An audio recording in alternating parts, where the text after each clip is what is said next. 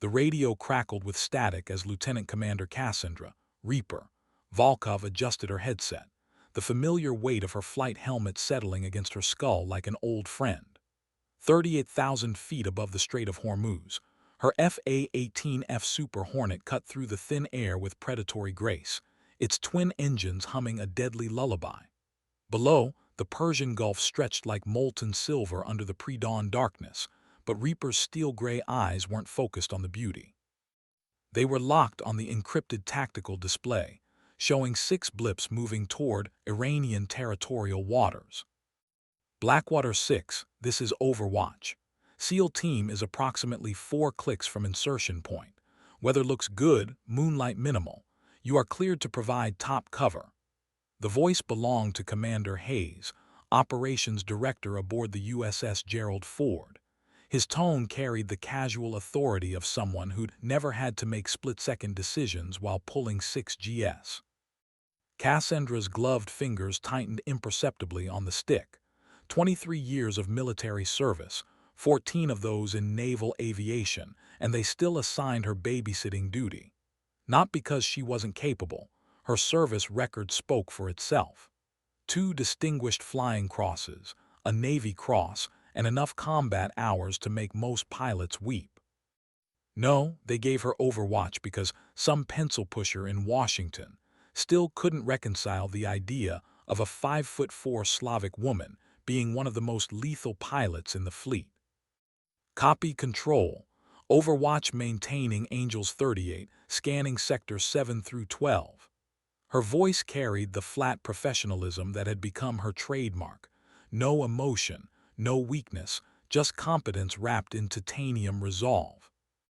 The SEAL team below was Radio Battalion 7, led by Lieutenant Commander Marcus Sledge, Rodriguez. She'd read their files during the mission briefing. 8 of the Navy's finest, tasked with infiltrating a suspected weapons facility on Keshem Island. Intelligence suggested Iranian Revolutionary Guard had been stockpiling advanced surface-to-air missiles, the kind that could turn the strait into a shooting gallery for any American vessel within 50 nautical miles. What the mission briefing hadn't mentioned, what nobody except a select few knew, was that 15 years ago, Cassandra Volkov had been the primary flight instructor at the Naval Special Warfare Development Group training facility in Dam Neck, Virginia. She'd spent 2 years teaching close air support techniques to the instructors who would later train men like Rodriguez and his team. She'd developed half the tactical doctrines they'd be using tonight. But as her radar swept the darkened waters below, watching those 6 green dots approach their destiny, Cassandra couldn't shake the feeling that tonight would be different. Tonight, everything she'd built over 2 decades of service would be tested in ways she couldn't yet imagine. The radio remained silent, the mission clock ticked forward, and in the vast emptiness of the Iranian sky, Reaper waited. The insertion point appeared on her scope exactly when it should have, a small cove on the northeastern shore of Keshem Island, sheltered from patrol boats by jagged limestone cliffs that rose like broken teeth from the dark water. Cassandra banked slightly, adjusting her orbit to maintain optimal visual coverage while staying outside Iranian radar detection range. The Super Hornet responded to her touch like a thoroughbred, every control input translated into graceful, deadly motion. Blackwater 6, we have visual on insertion point. 2 patrol boats approximately 8 clicks northeast, moving away from your position. Recommend immediate insertion while window remains clear. She'd spotted the Iranian vessels through her targeting pod, their heat signatures bright against the cool water. The response came not from Rodriguez but from his second-in-command, Lieutenant Jake Viper Morrison. Overwatch Blackwater 6 actual is unavailable for comms. We're proceeding with alternate insertion point 2 clicks south. Better concealment. Cassandra's jaw clenched. Alternate insertion point meant rocky terrain, limited egress routes, and a 40% higher probability of compromise according to every tactical analysis she'd ever run. More importantly, it meant Rodriguez was either dead or incapacitated, leaving Morrison, an operator with exactly 18 months of team leadership experience, in command of a mission that required surgical precision. Negative Blackwater. Primary insertion point offers optimal cover and multiple egress routes. Recommend you abort alternate and proceed as briefed. Her voice remained steady, but inside, old instincts were screaming warnings. She'd seen too many good operators die because someone decided the plan wasn't good enough once bullets started flying. Thanks for the suggestion, Overwatch, but we've got this handled. Blackwater 6 out. The radio clicked off with brutal finality. Cassandra found herself staring at her tactical display, watching 6 dots move steadily toward what every fiber of her experience told her was a mistake. In the green glow of her instruments, she could see the reflection of her own face, weathered by years of sun and stress, marked by the kind of lines that came from squinting into hostile skis while keeping other people alive. Morrison was making the classic mistake of confusing bravado with leadership. She'd seen it dozens of times during her instructional years, usually from young officers who thought experience was something you could fake until you made it. The alternate insertion point might offer better initial concealment, but it also meant crossing 2 ridgelines under potential observation, navigating unstable scree that could trigger rock slides, and ultimately approaching the target facility from the direction most likely to be monitored. But Morrison had made his choice, and Cassandra was just the pilot providing overwatch. Just the woman in the sky, watching from a distance while the real warriors did the real work. She adjusted her heading to maintain coverage of the new insertion point, her engines whispering through the thin air. The night vision feed from her targeting pod painted the world in ghostly green as she watched the SEAL team's rigid-hull inflatable boat slide through the dark water toward shore. Even from 38,000 feet, she could see the precision of their movement, 8 shadows that flowed like water itself, each man knowing exactly where he needed to be. These weren't weekend warriors or fresh-faced recruits.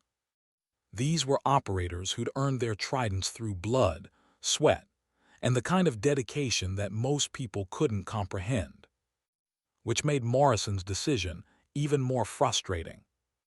Blackwater, Overwatch has eyes on your approach, still showing 2 patrol boats to your northeast, but they've maintained heading away from your position. You're clear for the next 6 minutes. She kept her voice professionally neutral, but every word was calculated to remind them that she was watching, that she was there if they needed her. Copy Overwatch, beginning insertion now. Through her pod, she watched them beach the boat with textbook efficiency. 2 men stayed with the craft while 6 melted into the shadows between the rocks. Morrison was easy to identify. He moved with the aggressive confidence of someone trying to prove he belonged, his body language just a fraction too tense, too eager. The others moved like ghosts, but Morrison moved like a man carrying the weight of command he wasn't quite ready for. Cassandra had trained dozens like him during her years at Dam Neck. Young officers who confused aggression with leadership, who thought being in charge meant knowing all the answers instead of asking the right questions. Some learned. Others got people killed. The targeting pod's infrared sensors picked up heat signatures as the team began their approach to the target facility. The weapons depot sat in a natural depression between 2 ridgelines, surrounded by concrete walls and guard towers that looked deceptively simple from above.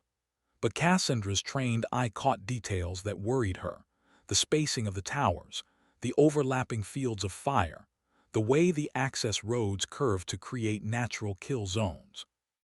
This wasn't some hastily constructed storage facility. This was a hardened position designed by people who understood modern warfare. Blackwater, be advised, defensive positions appear more sophisticated than intelligence suggested. Recommend extreme caution on approach. She kept her voice level, but inside, alarm bells were ringing. The facility's layout reminded her of defensive positions she'd seen in Syria, the kind built by people who'd learned hard lessons about American capabilities. Overwatch, we've got this. Blackwater 6 out. Again, the radio went silent. Again, she found herself watching helplessly as 6 green dots moved toward what looked increasingly like a trap. The first shots came at 3:47 hours local time, muzzle flashes blooming like deadly flowers in her night vision display. Cassandra's heart clenched as she watched tracers arc through the darkness, the familiar deadly ballet of a firefight beginning to unfold 38,000 feet below. The SEAL team had made it to within 200 meters of the facility before walking into what was obviously a prepared ambush. Blackwater, Overwatch has eyes on your position. Count at least 12 hostiles in concealed positions, automatic weapons. You've got flanking elements moving to cut off your egress route. Her fingers danced across the weapon system's controls, bringing her targeting systems online even as she maintained her orbit. The Super Hornet's 20 cannon hummed to life, though she knew she couldn't use it. Not yet. Not without clearance for weapons release in Iranian airspace. Overwatch Blackwater, taking effective fire from multiple positions. Request immediate close air support. Morrison's voice had lost its earlier confidence, replaced by the sharp edge of panic that came when training met reality and reality proved unforgiving. Blackwater, negative on close air support. No weapons release authority in Iranian airspace without imminent threat to American lives. The words tasted like ashes in her mouth. Regulations written by people who'd never had to watch good men die because of bureaucratic limitations. Gotta admit, Overwatch, we've got imminent threat right here. Cassandra could see the tactical situation deteriorating with each passing second. The SEALs were pinned down in a natural depression with limited cover, taking fire from elevated positions on 3 sides. 2 heat signatures had already gone stationary, either dead or badly wounded. The flanking elements she'd spotted were moving to complete the encirclement, and once that happened, Radio Battalion 7 would become a statistic. But 38,000 feet above the chaos, Cassandra Volkov made a decision that would either save 8 lives or end her career. Blackwater, Overwatch going Winchester. Danger close, mark your positions with strobes and keep your heads down. She rolled the Super Hornet into a steep dive, G-forces pressing her deep into her seat as the altimeter unwound like a broken clock. 28,000 feet. 20,000. 15. The Iranian facility grew larger in her heads-up display, and for the first time in 3 years, Cassandra Volkov was exactly where she belonged, diving into hell to bring her people home. The targeting reticle settled over the nearest muzzle flashes, and she squeezed the trigger. The 20 cannon spoke with the voice of thunder, sending a stream of depleted uranium death downrange at 3,700 rounds per minute. Each round carried enough kinetic energy to punch through concrete, and Cassandra walked her fire across the hostile positions with surgical precision. 23 years of experience distilled into 6 seconds of controlled violence that turned the ambush into a rout. Blackwater, hostile positions neutralized on your 6 and 9 o'clock. You've got a clear corridor to the southeast. Move now before they regroup. She pulled hard on the stick, climbing back towards safety as alarms screamed in her headset. Iranian air defense radars were painting her, searching for the ghost that had just savaged their ground forces. Overwatch that was. Jesus Christ, who the hell are you? Morrison's voice carried a mixture of awe and confusion that would have been amusing under different circumstances. I'm the pilot keeping you alive. Now move your ass before their friends show up. Through her targeting pod, she watched the SEAL team execute a textbook withdrawal under fire. Morrison's panic had been replaced by competent leadership. Apparently, nothing focused the mind quite like having someone demonstrate what real air support looked like. The team moved in perfect coordination, covering each other's movement while maintaining fire discipline that would have made their instructors proud. But Cassandra's problems were just beginning. Her heads-up display showed multiple radar contacts converging on her position. Iranian F-14 Tomcats scrambling from Bandar Abbas, their ancient but still deadly interceptors climbing hard to engage the intruder who just violated their airspace with extreme prejudice. Overwatch Control. You are ordered to immediately exit Iranian airspace and return to the boat. Acknowledge. Commander Hayes's voice carried the kind of fury that came from watching a carefully planned operation dissolve into an international incident. Cassandra could almost see him in the carrier's combat information center, surrounded by angry admirals and Pentagon officials demanding explanations he couldn't provide. Control, Overwatch acknowledging, exiting Iranian airspace now. She banked hard toward the Gulf, afterburners painting twin stars against the darkness as she accelerated past the speed of sound. Behind her, the Tomcats were still climbing, but they were too late and too slow to catch a Super Hornet with a head start and superior technology. The radio crackled with Morrison's voice one more time. Overwatch, Blackwater 6, we're clear of the facility and moving to extraction point. Whatever they're paying you, it's not enough. Despite everything, Cassandra smiled. Just doing my job, Blackwater, Overwatch out. But as she streaked across the dark water toward the safety of the carrier, she knew her job, at least as she'd known it, was probably over. The USS Gerald Ford materialized out of the pre-dawn darkness like a floating city, her flight deck illuminated by a constellation of red and white lights that guided returning aircraft home. Cassandra lined up on final approach with the mechanical precision of someone who trapped aboard carriers more than 1,000 times, but tonight felt different. Tonight, she was returning from a mission that would either be classified so deeply it would never officially exist, or become the centerpiece of her court-martial. The optical landing system painted a perfect glide path in front of her, and she followed it down with steady hands despite the weight of what she'd done settling on her shoulders like lead. The arresting wire caught her tailhook with a bone-jarring thud that transmitted through the airframe and into her spine, but she was already running through the post-flight checklist before the Super Hornet had fully stopped. The flight deck crew materialized around her aircraft like a choreographed dance, chalking wheels and connecting ground power while she secured her systems.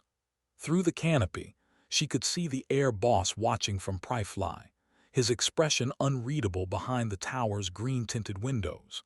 Next to him stood Commander Hayes, and even from 100 yards away, his body language screamed fury. Cassandra climbed down from the cockpit and walked across the deck toward the island's superstructure, her flight gear feeling heavier with each step. The morning watch was beginning to stir aboard the carrier, but the usual bustle of flight operations felt muted, as if everyone somehow knew that something significant had happened in the darkness above the Persian Gulf. The debriefing room was exactly what she'd expected: sterile fluorescent lighting, industrial gray walls, and a metal table surrounded by uncomfortable chairs. Hayes was waiting for her, along with the ship's executive officer and a man in civilian clothes who introduced himself as Mr. Patterson from the Defense Intelligence Agency. His presence told her everything she needed to know about how seriously Washington was taking her unauthorized weapons release. Lieutenant Commander Volkov, Hayes began, his voice carrying the carefully controlled anger of a career officer whose mission had just been complicated by a subordinate's initiative. Perhaps you'd like to explain why you decided to turn a covert extraction into an international incident. Cassandra set her helmet on the table and met his gaze steadily. 8 American servicemen were about to be killed or captured. I made the tactical decision to provide close air support. Without authorization, in sovereign Iranian airspace, using weapons that officially don't exist in that operational theater.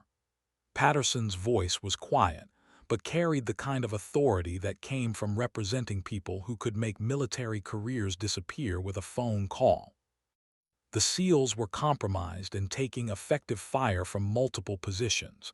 Standard rules of engagement authorize weapons release to protect American lives under imminent threat. She kept her voice level professional, but inside she was calculating the odds of surviving this with her career intact. They weren't good. Hayes leaned forward, his eyes hard. "And who authorized you to make that determination?" 23 years of experience. The mission clock on Cassandra's tactical display showed 6:32 hours when the first fragments of the real story began to emerge. Patterson had been making encrypted phone calls for the past hour, and each conversation seemed to leave him more thoughtful and less inclined toward immediate punishment. Hayes, meanwhile, had been reviewing her service record with the kind of intensity usually reserved for preparing court-martial charges. "Lieutenant Commander," Patterson said finally, setting down his secure phone with deliberate care, "tell me about your time at Dam Neck." The question hit her like a physical blow. Dam Neck was classified beyond most security clearances, and the fact that Patterson knew about her assignment there meant he'd been making very specific phone calls to very specific people. "I'm not sure what you're referring to, sir." "Naval Special Warfare Development Group Training Facility, 2009 to 2011. You were the primary flight instructor responsible for developing close air support protocols for SEAL team operations." Patterson's voice carried the flat certainty of someone reading from classified files. "You wrote the tactical manual that Rodriguez and his team trained from." Hayes looked up from her service record, confusion replacing anger. "What the hell is he talking about, Volkov?" Cassandra felt the familiar weight of classified knowledge settling on her shoulders. Dam Neck wasn't something you talked about, even to other officers who held top-secret clearances. It was the kind of assignment that officially didn't exist, where the Navy's best instructors taught the tactics that would later be used by men whose missions would never make the news. "I spent 2 years developing training protocols for Special Operations Close Air Support," she said carefully. "It was a joint program between Naval Aviation and Special Warfare Command." "The Morrison Doctrine," Patterson continued, pulling out a thick folder marked with classification stamps that made Hayes's eyes widen. "Named after Admiral Morrison, not the lieutenant currently leading Radio Battalion 7. The tactical framework you developed for coordinated air-ground operations in denied airspace. It's been the standard for SEAL air support for the past 14 years. The room fell silent except for the distant hum of the carrier's ventilation system. Hayes was staring at Cassandra with the expression of a man realizing he'd been judging a thoroughbred by the standards of a plow horse. "You wrote the doctrine that they train from." "Part of it." Cassandra's voice was steady, but inside, memories were flooding back endless hours in simulator pods, working through scenarios with SEAL instructors, developing the precise timing and communication protocols that allowed pilots and ground teams to function as a single weapon system. The close air support portions, specifically, altitude management, weapons selection, target identification in urban environments. Patterson opened his folder and spread several photographs across the table. Aerial shots of the Iranian facility, taken from her targeting pod during the attack. "These are your gun camera images from this morning's engagement. Textbook application of the Morrison Doctrine. Precise fire control, minimal collateral damage, perfect timing on the danger-close engagement." Hayes leaned over the photographs, his expression shifting from anger to something approaching awe. "You neutralized 12 hostile positions in 6 seconds without hitting a single friendly. The doctrine emphasizes precision over volume of fire." Cassandra found herself slipping into instructor mode, the same tone she'd used with countless young pilots during her years at Dam Neck. "Maximum effect with minimal exposure time.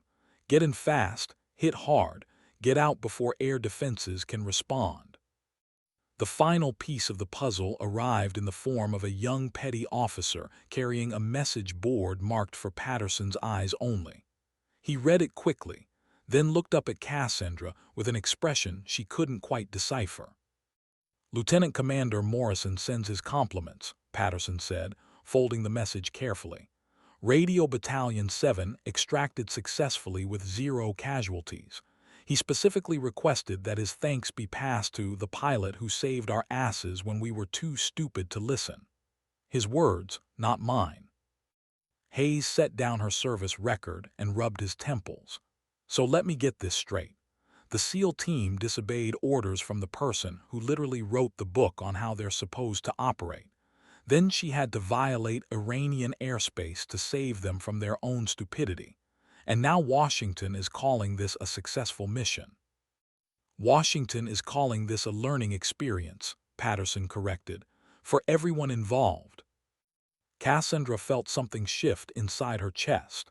Not relief exactly, but the recognition that perhaps her career might survive this after all. But survival wasn't the same as vindication, and she'd spent too many years being underestimated to believe that one successful mission would change deeply ingrained attitudes. "What happens now?" she asked. Patterson smiled for the first time since entering the room. "Now, Lieutenant Commander, you get to do something you haven't done in 3 years. You get to go back to what you do best." 3 weeks later, Cassandra found herself standing in a briefing room at Naval Air Station Oceana, facing 12 of the Navy's most promising young aviators. The students looked exactly like she'd expected, confident, eager, and absolutely certain they knew more about air combat than any instructor could teach them. She'd been their age once, back when she thought experience was something that happened to other people. "Good morning," she began, her voice carrying the authority that came from having been tested in ways most of them couldn't imagine. "I'm Lieutenant Commander Volkov, and for the next 6 months I'll be teaching you how to keep people alive." One of the students, a young lieutenant whose uniform still had the crisp perfection of someone fresh from flight school, raised his hand. "Ma'am, what's your background in close air support?" Cassandra allowed herself a small smile. "I wrote the book you'll be studying from, literally." She moved to the whiteboard and began sketching the outline of a tactical scenario. A SEAL team pinned down in hostile territory, taking fire from multiple positions, with limited time before enemy reinforcements arrived. It was the same scenario she developed at Dam Neck, refined through years of training and validated 3 weeks ago above the Persian Gulf. "Close air support isn't about being the fastest or having the biggest guns," she continued, adding details to the diagram. "It's about precision, timing, and understanding that the lives of people you'll never meet depend on your ability to make split-second decisions under pressure." The students leaned forward, suddenly more interested. They'd probably expected another dry recitation of tactics and procedures, not a real-world application from someone who'd actually done it. "The key principle is this: ground forces will always know their tactical situation better than you do. Your job isn't to second-guess their decisions, but to provide them with options they didn't know they had." She turned to face the class, her steel-gray eyes moving from face to face. "But sometimes, very rarely, you'll encounter a situation where experience trumps rank, where doing the right thing means disobeying orders." A female student in the back row spoke up. "How do you know when that moment comes, ma'am?" It was the question Cassandra had been asking herself for 3 weeks, the question that had kept her awake during the long nights aboard the carrier as they sailed back toward home port. How did you quantify the moment when everything you'd learned demanded action that regulations prohibited? "You'll know," she said finally, "when you've trained long enough and seen enough to trust your instincts over other people's opinions. You'll know. The hard part isn't recognizing the moment, it's accepting the consequences of acting on it." She moved to the next diagram, sketching the approach pattern she'd used during her dive on the Iranian facility.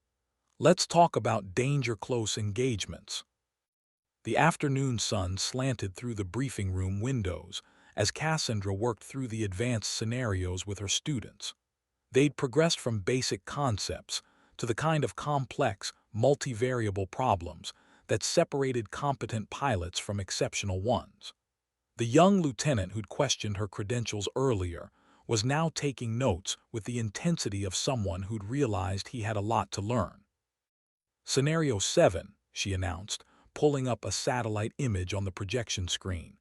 "SEAL team compromised during extraction, multiple hostile positions, friendly forces mixed with combatants in an urban environment. Weather is marginal, visibility less than 2 miles. You have one chance to get this right. The students studied the image with growing comprehension of just how difficult the problem really was. Too much firepower, and they'd kill their own people. Too little, and the SEALs would be overrun. The wrong approach angle, and they'd fly into ground fire that could down their aircraft and create an even worse situation. Lieutenant Morrison, she called to a young pilot whose name had made her smile when she'd first read it on the class roster. "What's your approach?" Morrison, no relation to the SEAL officer who'd learned hard lessons about listening to more experienced voices, studied the tactical display for long moments before answering. "Ma'am, I'd request additional intelligence on enemy positions before committing to an attack run." "Negative. The SEALs are taking casualties now. You have 30 seconds to make a decision." She watched the young pilot's face as he processed the pressure, the time constraint, the weight of lives hanging in the balance. This was where training met reality, where book knowledge collided with the brutal demands of actual combat. I'd make a low approach from the east, using the building line for concealment until the last possible moment. Single strafe run, minimum time on target. "And if you miss?" "The SEALs die." His voice was quiet but steady. "Correct." Cassandra moved to the whiteboard and began sketching his proposed approach. "Now let's talk about why that's the wrong answer." For the next hour, she walked them through the real solution, not the textbook answer, but the kind of creative problem-solving that came from experience and intuition working together. Multiple approach angles, coordinated timing, using the enemy's expectations against them. It was the kind of tactical thinking that couldn't be taught from a manual, only developed through years of practical application. As the students filed out for the day, the female pilot from the back row lingered behind. "Ma'am, can I ask you something?" "What's on your mind, Lieutenant?" "Chen, ma'am, I was wondering, the scenario you just worked through, that wasn't hypothetical, was it?" Cassandra studied the young woman's face, seeing something of herself from 20 years ago, hungry for knowledge, eager to prove herself, but smart enough to recognize when she was in the presence of hard-won wisdom. "Some of the best lessons come from real experience, Lieutenant, but the classification level of specific operations isn't something I can discuss." She paused, then added, "What I can tell you is that everything we covered today has been tested under actual combat conditions, by pilots who learned these techniques the same way you're learning them now." Chen nodded slowly. "Thank you, ma'am, for sharing the real stuff, not just the book answers." "The book answers will get you through the exam, Lieutenant. The real stuff will keep you and your people alive." As Chen headed for the door, she turned back one more time. "Ma'am, what call sign did you use during combat operations?"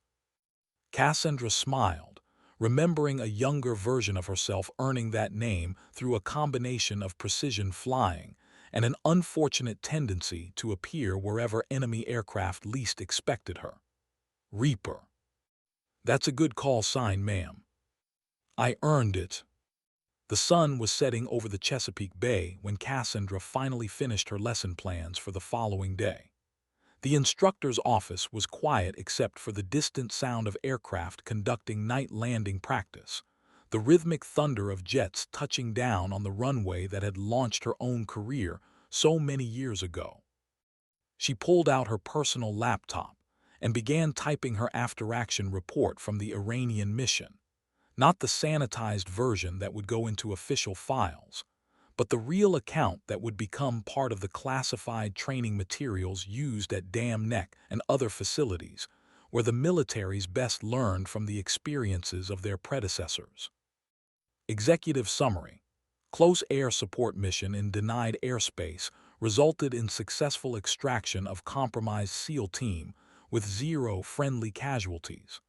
Mission highlights included real-time tactical adaptation, danger-close weapons employment, and demonstration of doctrine effectiveness under actual combat conditions. The words felt inadequate somehow, unable to capture the full complexity of what had happened that night above the Persian Gulf. How did you quantify the moment when experience overruled regulations? How did you document the split-second decision to risk everything for people you'd never met? Her secure phone buzzed with an incoming message. The sender was listed simply as DVGRU, but she recognized the number from her years at Dam Neck. Lieutenant Commander Volkov, heard about your recent work in the Gulf. The instructors here wanted you to know that Radio Battalion 7's AAR specifically mentioned the quality of air support they received. Morrison apparently spent 20 minutes explaining how textbook the engagement was. We're recommending your Persian Gulf tactics be incorporated into the next revision of the CAS manual.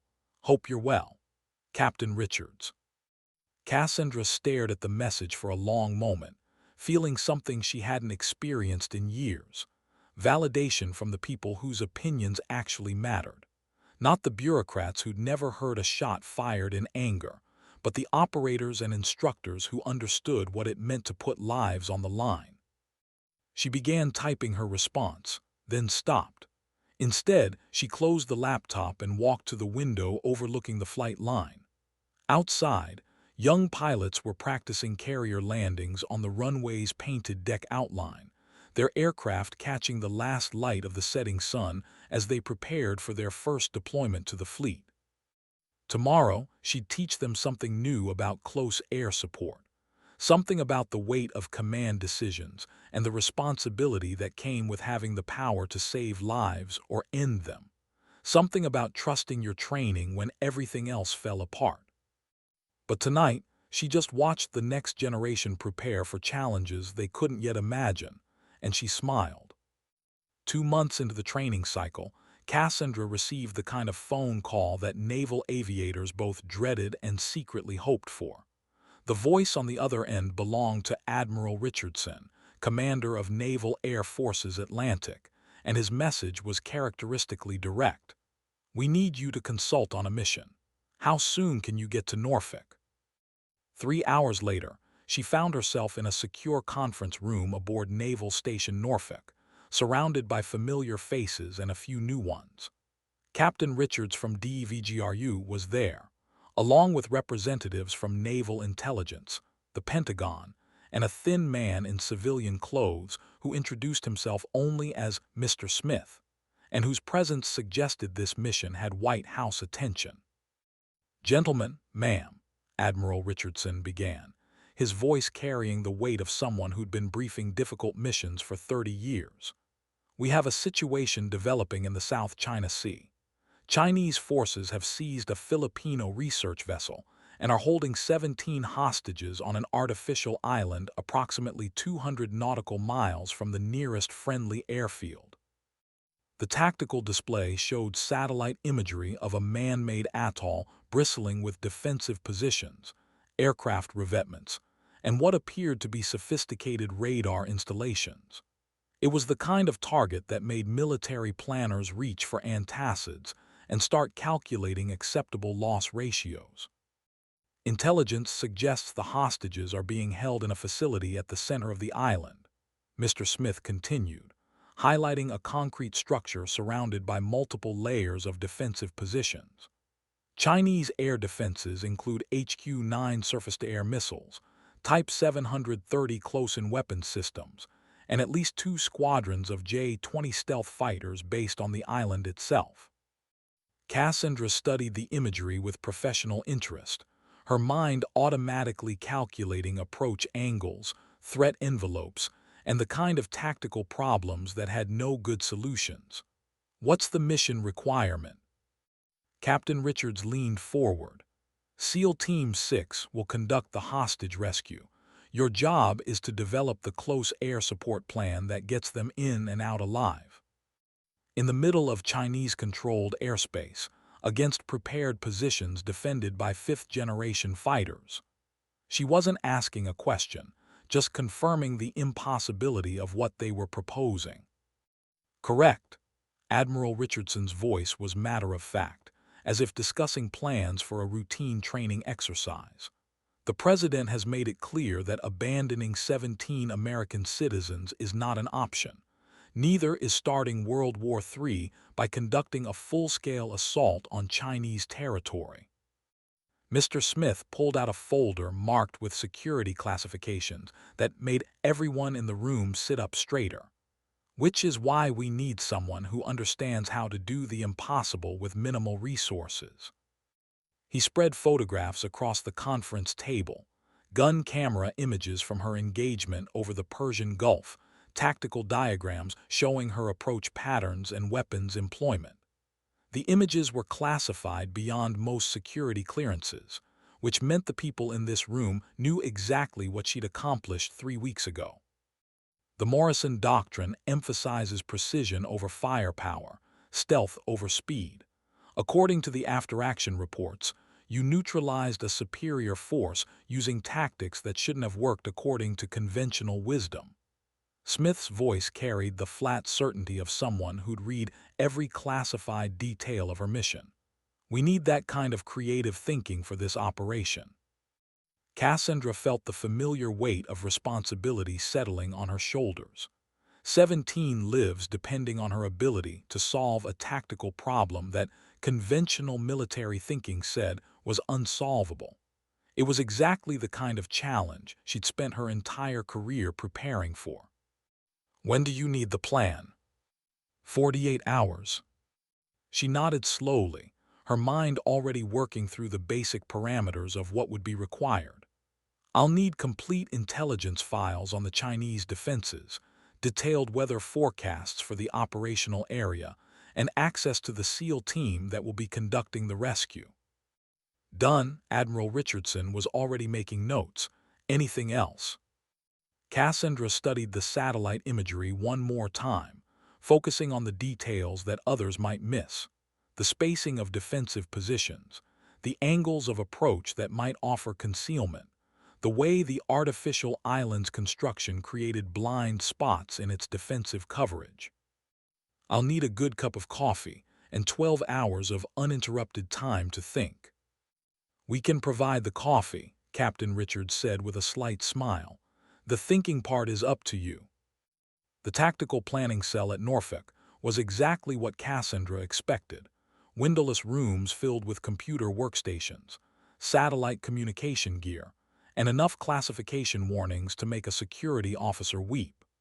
She'd spent the past 8 hours immersed in intelligence files, studying every detail of the Chinese facility until she could navigate its defensive positions with her eyes closed. The artificial island was a masterpiece of military engineering, designed by people who,